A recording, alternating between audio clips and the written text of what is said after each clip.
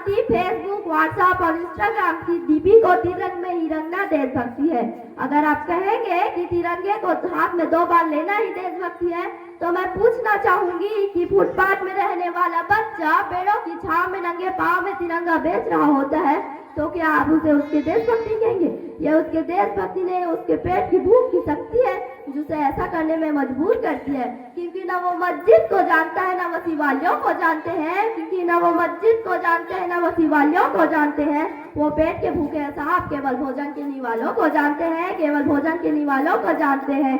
अपने भारत माता की, तिरंगे झंडे की।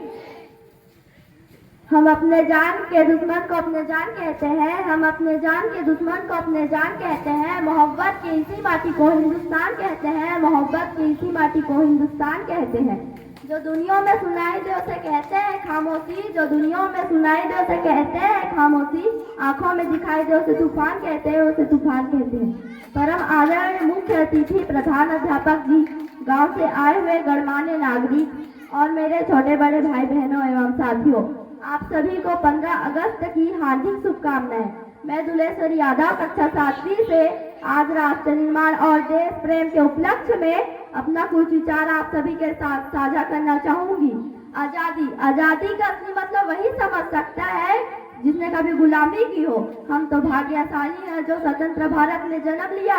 युद्ध और आजादी के लौट 1897 में ही चल चुकी थी, जो 1947 में हमारे देश को आजाद कराई। प्राचीन, मध्यकालीन और वर्तमान भारत के उदाहरणों से मैं स्पष्ट करना चाहूंगी कि जब हम तिरंगियों के फेरे में फंस गए थे तो रंग दे बसंती चोला की एक आवाज पर टोलों के टोलों बढ़ाते थे और उनके इंकलाब जिंदाबाद और वंदे मातरम के नारों से खून में आ जाने वाला 5-5 डिग्री का तूफान अंग्रेजी शासनों का जड़े हिला देता था। उसके बाद 62, 65 और 71 के युद्धों में अपना सुहाग काला देने वाली औरत जब घर के हालत यूं होते करते कि प्यार भी भरपूर गया, मांग का सिंदूर गया, नन्हे नन्हालों की लंगूटियां चली गई, छोटी छोटी बेटियों की चोटियां चली गई, बाप की कमाई गई, भाई की पढ़ाई गई, एक ऐसा विस्फोट हुआ पता ही चला नहीं, पूरे जिस्म की कई बोटियां चली गई, पूरे जिस्म की कई बोटियां चली गई।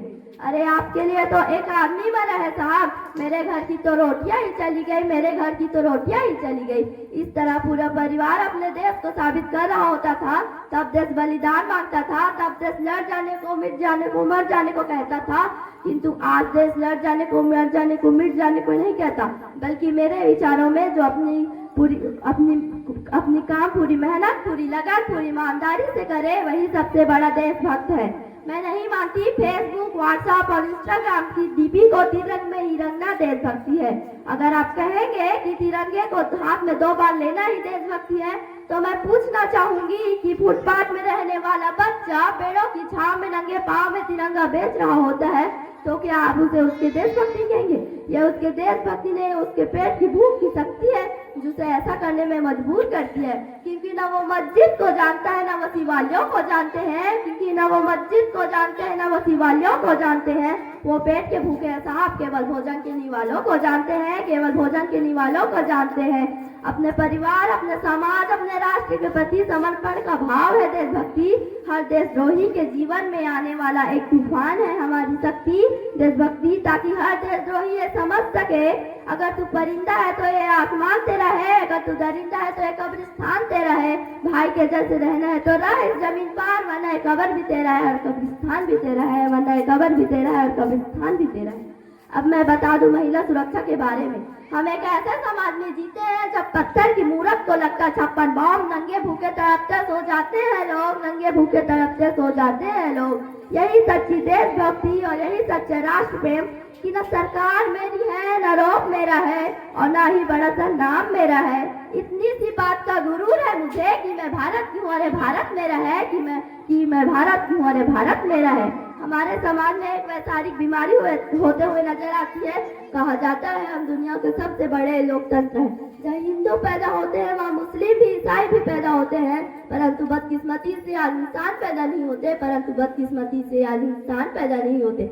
जरा सोच कर देखिए, ये पेड़ पौधे शाखाएं भी परेशान हो जाए अगर हिंदू भी मुसलमान और ईसाई हो जाए, अगर हिंदू भी मुसलमान और ईसाई हो जाए। अब मेरे विचारों में राष्ट्रमान तब संभव होगा जब नारी की पूजा नहीं, नारी की इज्जत की जाएगी। स्वच्छ भारत को केवल सरकार नहीं, सड़क पर चलने वाला प्रत्येक नागरिक हाथ बटाएगा। स्वच्छ भारत को दिल से अपनाएगा। स्वच्छ भारत को दिल से अपनाएगा।